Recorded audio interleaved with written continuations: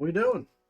So just a typical reseller day today. Just gonna go over the variety of stuff I picked up in one shot and show you where my mind's at with this kind of stuff and see what kind of money we made.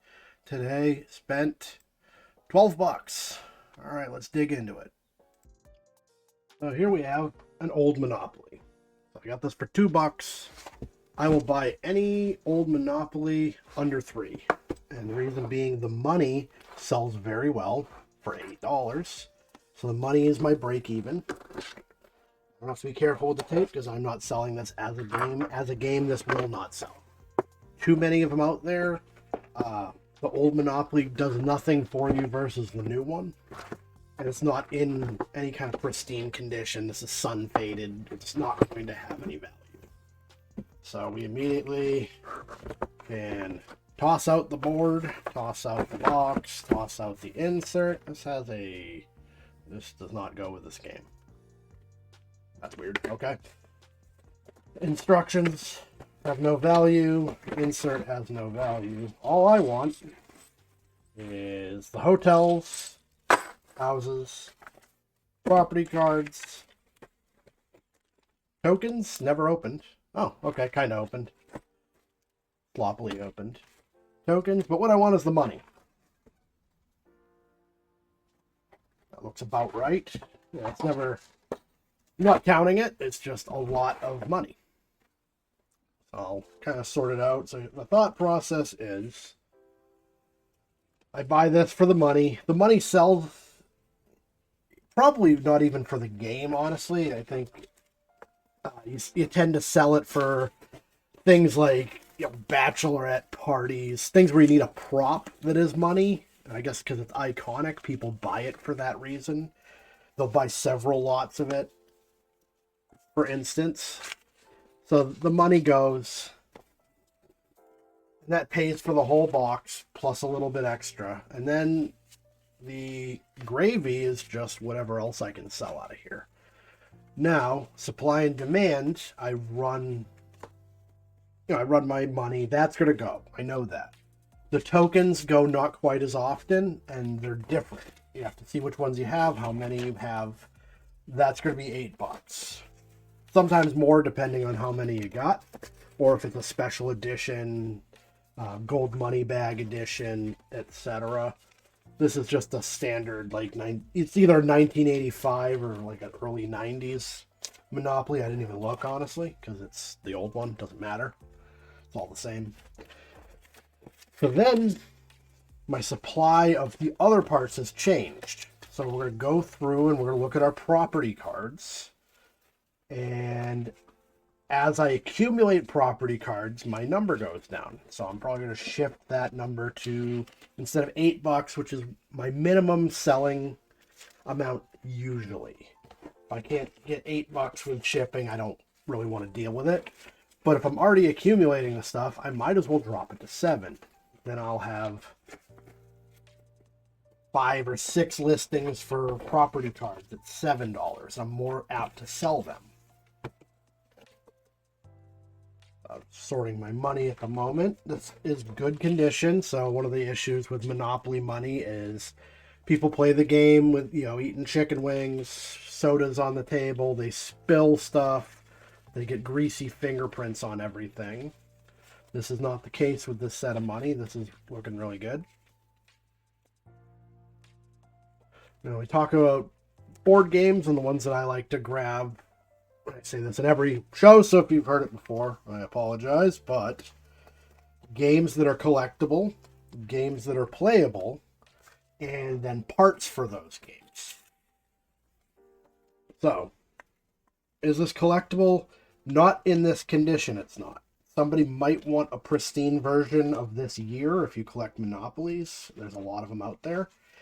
If you have a pristine box and board and all the inserts and all you need are like a few hotels or some really crisp money, this works for you. If you just need parts for a project or you have one just to play and you're missing a few things, it's cheaper just to buy the parts. Is this playable? Not exceptionally. So the Monopoly's problem is it's hard for kids to play because it requires a bit of math, and it's not all that simple. You know, you can have some kid roll a die and go do something else, but as a family game, it's not a great game. There's a lot of better games out here at this point. Sorry is a very easy game, for instance. Or Life does require some reading, but it's a bit more accessible for kids because you're adding kids to the car. You know. So as a accessible game, maybe not. But it always works for parts. So we have our money. We have an hourglass that doesn't go to this. So, whatever. Let me grab that from a different game. Trash. Slide. Money. We have our chance and community service cards. I'm just not even going to count them. They're all there, I'm sure. The only one that ever goes missing is get out of jail free card. And again, that's probably has nothing to do with the game. Like, people keep it as a joke to hand to their friend, but both of them are in here. It's the only one that ever seems to disappear. Look at property cards real quick.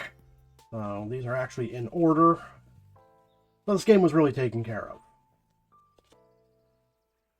2, 1, 2, 1, 2, 3, 4. Everything's here for properties. Now we got tokens, and we have the dice are standard. I'll keep them around, but I don't need them. Then I have to count hotels and houses. Make sure my listing is accurate on that. And again, I just have piles of hotels and houses, and I just kind of put them together as they go. They're not that popular. So this should have 8 pieces, and it does. Although it has the ship, which is odd. I don't believe the ship is supposed to be in this one. Why would the ship be in here? The dog is missing, but we have the ship. So these are not original pieces to the game. So what ends up happening is you have Monopoly lot of 8. And then it's these ones. Monopoly lot of 10. It's these ones. So this doesn't go to this game. So the dog is missing, and you have the ship instead. We have the cannon. What are we missing besides the dog? The cannon doesn't go to this either. Got the thimble? I don't know. I'm drawing a blank. So we adjust our pricing. Now I'm not going to add all of these in because they don't typically sell. I know our money will go. And I know one of these, the tokens will probably go. So we'll call it 6 profit on this. And then I update my listing, change my quantity. I don't even have to make new listings because I'm always selling this stuff. And in doing so, it's just an easier way of listing. Adjust my camera here for a second. There we go. But whatever. We took a chunk out of what we spent so far with that. That was an easy one. All right. Next, we'll look at Gabby's Dollhouse. All right. So next up, we've got Gabby's Dollhouse. So this is a Netflix series. It's fairly popular. And with a lot of online only series, they seem to miss the mark as far as retail goes. I've heard that they started carrying this stuff again. So I don't know if that's going to affect sales. But for a while, Gabby's stuff was ultra hot because you couldn't get anywhere. I may actually have this exact set. I would be very surprised if it was all the same pieces. We got the DJ keyboard. Yeah, I've seen all this before. I have one of these, or had one of these at any rate. Got a cloth in here. I don't know even know if this goes to this. Huh. So I don't know if the show's still on the air, because the thing with shows based around children is, as the children grow up, it tends not to be as interesting for kids. You know, Ryan's World, Ryan is like a teenager now. So I think he started streaming more than anything. That's Gabby. I forget the name of the cat. So we got some good little pieces here. Vanity. Some of the stuff I've never seen. This is probably by itself going to go for something. This cat piano.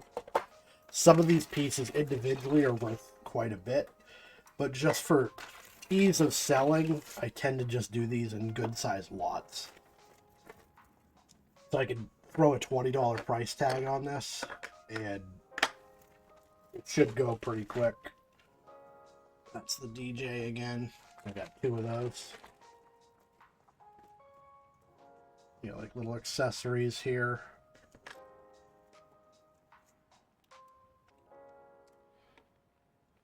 Sprinkles on that one. And that's from a baker set. Comes with a cupcake guy. Should have like some kind of cake to stand on. Which is why this guy won't stand up by himself. He has to have like a base here. Which I don't think I have. Well, whatever. Don't matter. So this is multiple sets, actually. So the DJ thing is one room. It's like Gabby's house has multiple rooms, and you have to buy each room individually.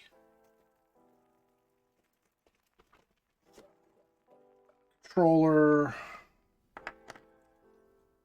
Got another sprinkles fairy thing. We have a drum set, slides, 2 slides. Okay. So I'll take a picture of this, and then we'll try to find a comparable lot and put a price tag on this. So I have quite a bit of merch, so we're just going to get an idea of what the stuff's going for currently. I think I do have some for sale. I just haven't gone through my own stuff, but like this is a good example of what I have. I got the piano. It's all basically the same stuff. It depends on the room you bought. So they want 26, and that's not quite as much stuff as I have and no figures. I'm guessing I'm going to be around 20 bucks on this. This is 200 for like the house and everything. You know, we got the DJ cat, 1 box, turntable. They want 10 bucks. 30, no bids on it. But let's go to the sold. So it's DJ Catnip, I think is his name. So that has the fairy dollhouse in it, which I had and it was hard to sell, so I actually got rid of it. So 36 with the fairy dollhouse. We got a bunch of figures for 15. This is close to what I have, and this was more than 20. So I'm thinking 20 is going to be my number. And I'm fine with that because I paid $3 for the bag. So list that 29 pieces for $20. So that's going to be with shipping included. So I'll be around there. All right, let's move on to a big honkin' die cast. All right, so we got a Lambo, White Dusty. That's kind of the point of these. So you got die casts that are small. There we go. Sure, that wasn't annoying at all. We got die casts that are small, that are playable, but the larger ones tend to sell for higher pricing because they are displayable. It comes with a base. You can actually unscrew it if you wanted to and just have it be a regular old car. So it's Lamborghini Murcielago. One of the doors isn't even untaped. So got motor.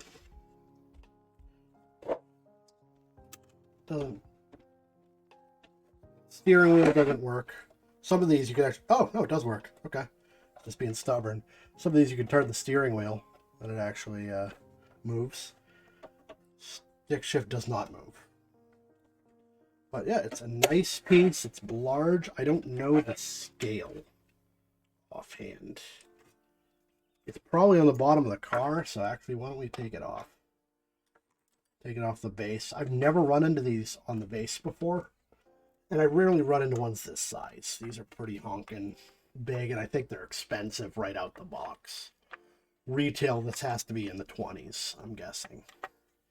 From 2005. And the company is Maisto. Maisto's not the best name in diecast, but it's a name. Welly and Kinsmart are other names. So this is a 1/18 scale, made in Thailand, Lamborghini Murcielago Roadster. There's some like good detail on the bottom. I'm in New Hampshire. This is not a situation you would want on your car around here. Even as a summer driver, I don't think it would work out for you in the long run. Stick to the West Coast with that kind of stuff. You got frost heaves. So I'll put that back on. I think that looks different because I don't really recall seeing any with this. Did I put it on backwards? According to the arrows, I did. I don't see why it would matter. Oh, actually, yeah, because it's a different tilt. But really, I mean, honestly, who cares? It's in good shape. You know, side mirrors are a problem on any diecast. That's going to be your weak point because they're plastic versus the diecast. It's still a little dusty, but I can take care of that. Just do it away from microphone. All right, so let's punch this in here. We still got Gabby up here, ignoring all that. We got Maisto 2005 Lamborghini, and we are at 1/18 scale. All right, so that's in the box still, different color. Obviously, that's going to change the desirability. I don't know. I'm guessing black would be pretty popular. That's a popular car color in general. So these are all around 25. Some in the box, some off the pedestal. Box and pedestal. And then they go up from there. So this is Diablo, not quite the same. Oh, that's the exact one. Right here, that guy wants 30. So just keeping all this in mind. 1,400 for sale.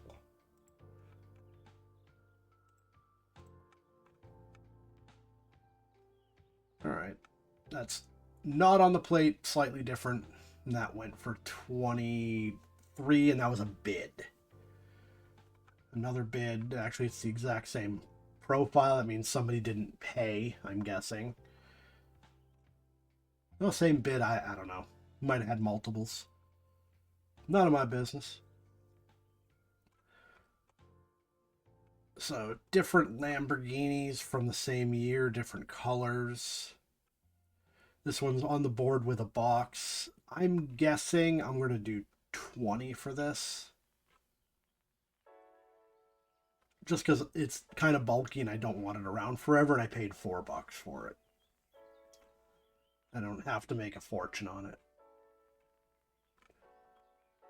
Missing one mirror, and it sold for 22, so I might up this to 25 then. If even damaged ones are going for that much. Yeah. I think 25, because it's still got the base, and, you know, if you want it, cool, and if you don't, also cool. You know, weight on this. Wow. 2 pounds. And I'm going to have to box it up, so it's going to end up being at least 2.5 pounds. So yeah, 20. So 15 in shipping is where I'm going to be at with that. The extra shipping will pay for what eBay takes out of it. So that's where we are, and then we'll get to the coup de grace of the day.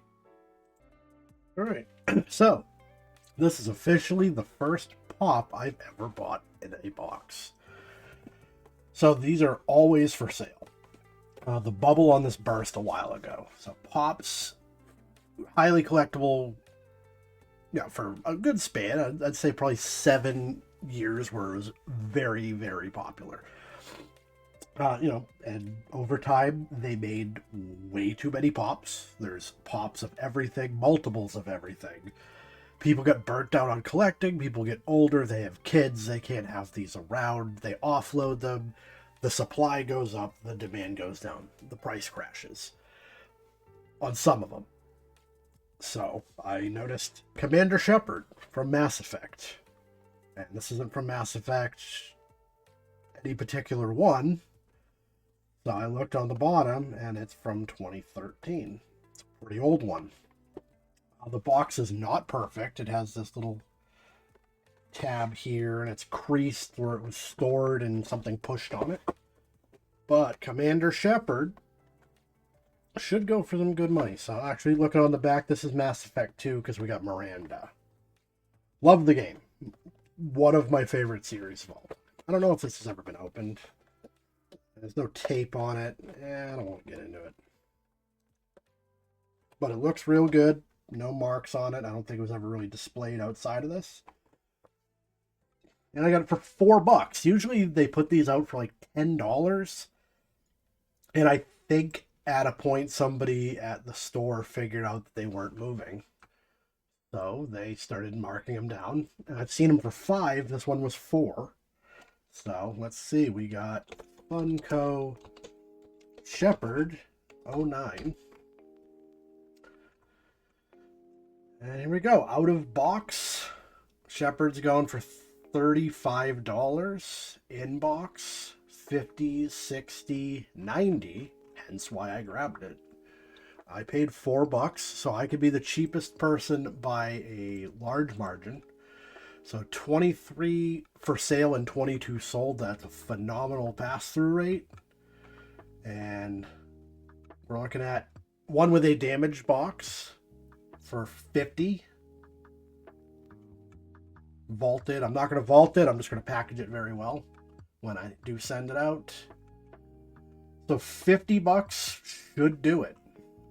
I'll do $50 in free shipping on this. And I'll just make absolutely sure that's going to be the cheapest one in a box. So 50 plus, and then it just goes up from there. At $4, I don't have to kill anybody for this if they really want it. They'll pay the 50. So 50 with free shipping. eBay will take their cut.